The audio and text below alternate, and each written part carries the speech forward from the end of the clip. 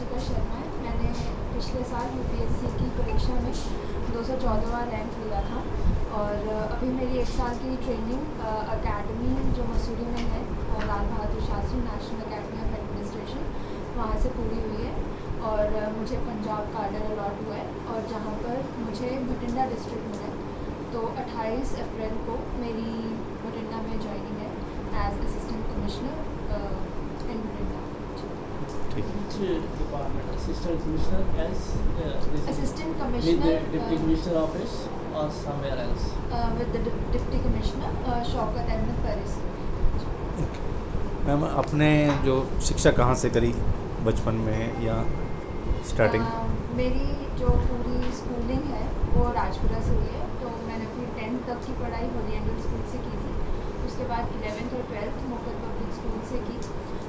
उसके बाद मैंने अपनी आगे की ग्रेजुएशन पोस्ट ग्रेजुएशन ज़ूलॉजी में की थी फ्रॉम दिल्ली यूनिवर्सिटी। और उसके बाद मैंने CSIR नेट JRF का एग्ज़ाम क्रैक किया था, लेकिन मेरा रुझान सिविल सर्विसेज की परीक्षा की तरफ था, तो इसलिए मैंने वो एग्ज़ाम दिया। 3 अटैम्प्ट मुझे लगे और तीसरे अटैम्प्ट में ही मुझे सफलता हासिल। मेरे पहले 2 अटैम्प्ट में मेरा प्रीलिम्स क्लियर नहीं हुआ। कितनी मेहनत करनी पड़ी आपको इसके लिए? मेहनत तो बहुत करनी पड़ती है। मेहनत मुझे बहुत इस हिसाब से भी करनी पड़ी क्योंकि हमारे घर में या मेरे आसपास कोई भी इस फील्ड से जुड़ा हुआ नहीं था, तो मुझे पूरा डीपली इसको पहले समझना पड़ा था। बहुत सारे सोर्सेज थे जैसे गूगल या फिर उसके अलावा जो मेरे बाद में जो जानकार मुझसे मिले, जिन्होंने मुझे बताया था कि एग्ज़ाम कैसे किस हिसाब से तैयार किया जाता है। तो इस हिसाब से मुझे काफ़ी मशक्क़त करनी पड़ी थी। तो पहले 2 अटैम्प्ट मुझे इस वजह से फेल भी हो गई थी, मैं उसमें प्रीलिम्स नहीं हो पा रहा था मुझसे। तो तीसरे अटैम्प्ट में मैंने पहले ये समझा कि मेरे से गलतियाँ कहाँ हो रही है, मैंने उसको वहाँ पर करेक्टिव मेजर्स लिए थे और उसके बाद ही 3rd अटैम्प्ट में अपना प्रीलिम्स और मेंस और फर्दर इंटरव्यू के लिए तैयारी करके ही उस एग्ज़ाम में बैठ के फिर सफलता हासिल। इस सारे में आपको सबसे ज़्यादा मोटिवेट किसने किया?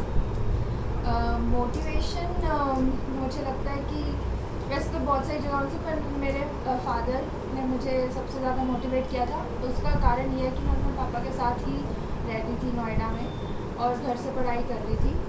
कोविड का भी टाइम था, तो बहुत ज़्यादा ऐसे कुछ समय भी आए थे जिस टाइम पर कुछ समझ नहीं आ रहा था और बहुत ही डीमोटिवेटेड फेज चल रहा था आफ्टर 2 फेलियर्स। तो पापा ने ही सपोर्ट ज़्यादा, बाकी का फैमिली का सपोर्ट हमेशा से ही रहा है। जैसे मेरा छोटा भाई है और मम्मा, वो भी इक्वली सपोर्ट करते थे, लेकिन पापा हमेशा चीज़ों को अच्छे से समझ के मुझे बताते रहते थे। आपके पापा क्या करते हैं? मेरे पापा प्राइवेट जॉब में हैं, अकाउंट्स मैनेजर हैं और प्राइवेट फर्म में नोएडा में जॉब करते हैं।